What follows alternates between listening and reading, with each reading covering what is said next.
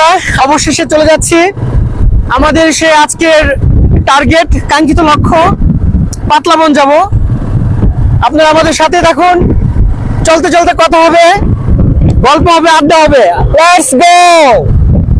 সবাই জিনিস নিয়ে যাচ্ছে, দেখতে পাচ্ছেন কত সুন্দরভাবে। ওরে বাবা রে, পানি আর পানি, রাস্তায় বৃষ্টি, বর্ষা সিজন এখন, এই জন্য প্রচুর পানি এবং জমে আছে জায়গায় জায়গায়। যদিও এটা আসলে ওই রকম কাদা না, এটা হচ্ছে বালি, মূলত পানি অবশ্যই সময় থাকে না।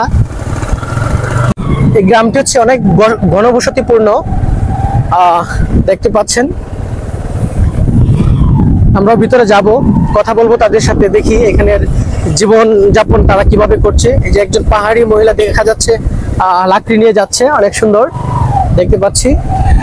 তো রাস্তা বর্ষাকালের জন্য অনেক সমস্যায়, তারপরেও যাব আজকে আপনাদেরকে নিয়ে, যত কষ্ট হোক না কেন। প্রিয় বন্ধুরা, অবশেষে চলে আসছি আপনাদেরকে নিয়ে সেই পাতলাবন।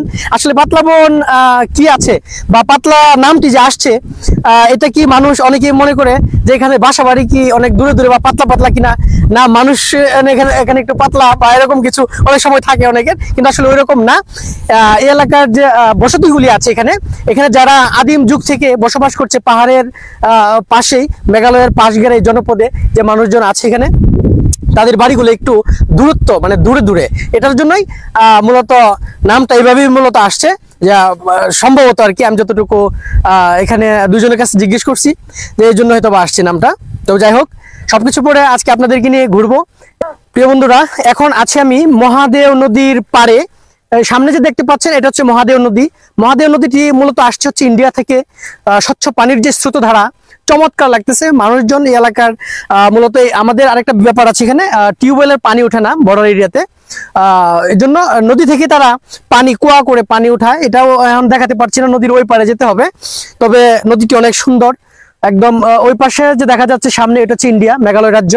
হ্যাঁ, দেখতে পাচ্ছেন মেঘালয় রাজ্য থেকে মূলত এই নদীটি বের হয়ে আমাদের বাংলাদেশে পতিত হয়েছে, বা এখান থেকেই এই নদীর যাত্রা শুরু হয়েছে। আমাদের অনেক বিস্তৃত, এই নদীর ধারাবাহিকতা অনেক সুদীর্ঘ।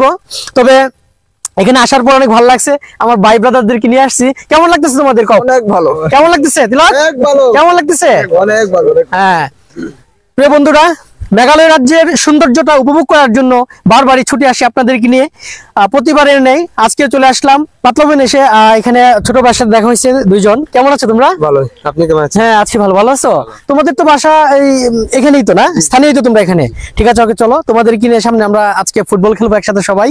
ভালোই হয়েছে, তোমাদেরকে পেয়ে আনন্দ লাগতেছে, যেহেতু তোমরা এই এলাকার স্থানীয় মানুষ। আর বর্ডার এরিয়াতে আসলে পরিচিত কেউ থাকলে আরো ভালো লাগে, তাই না? অবশেষে আমরা এই ফুটবল খেলার মাঠে চলে আসছি। দেখতে পাচ্ছেন ছোট ছোট বাচ্চারা খেলা করছে। হ্যাঁ, আমরাও খেলবো যদিও প্রস্তুতি নেই। কি অবস্থা দাদা, আপনাদের কেমন যাচ্ছে? ওয়াও, দেখতে পারতেছেন খুব মজা করে তারা বাচ্চাকে নিয়ে খেলতেছে। তবে খুব ভালো লাগে আসলে এখানে এই অঞ্চলে আদিবাসীদের, তাদের যে সখ্যতা, তাদের যে আন্তরিকতা এবং সহমর্মিতা, সত্যি যতবারই আসি আমার ভালো লাগে। বন্ধুরা, বর্ডারে আসছি, তাদের ভাষা সম্পর্কে একটু জানবো না?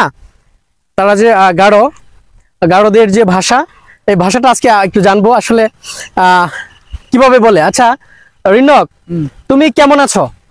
নেমাইতামা নেমাইতামা আতং দিয়ে কি দিয়ে খাইছো? আতং যাবে কোন শাক। পাতলাবনে আসছি, গান না গাইলে কি হবে? এখন গান হয়ে যাবে, আমার ভাইয়া গান শুরু করবে এখন। আগে কি সুন্দর দিন কাটাইতাম আমরা, আগে কি সুন্দর দিন কাটাইতাম সবাই, আগে কি সুন্দর দিন কাটাইতাম আমরা, আগে কি সুন্দর দিন কাটাইতাম। গ্রামের নৌজওয়ান হিন্দু মুসলমান, গ্রামের নৌজওয়ান হিন্দু মুসলমান, মিলিয়া বাউলা গানার মুর্শিদি গাইতাম আমরা, মিলিয়া বাউলা গানে মুর্শিদি গাইতাম।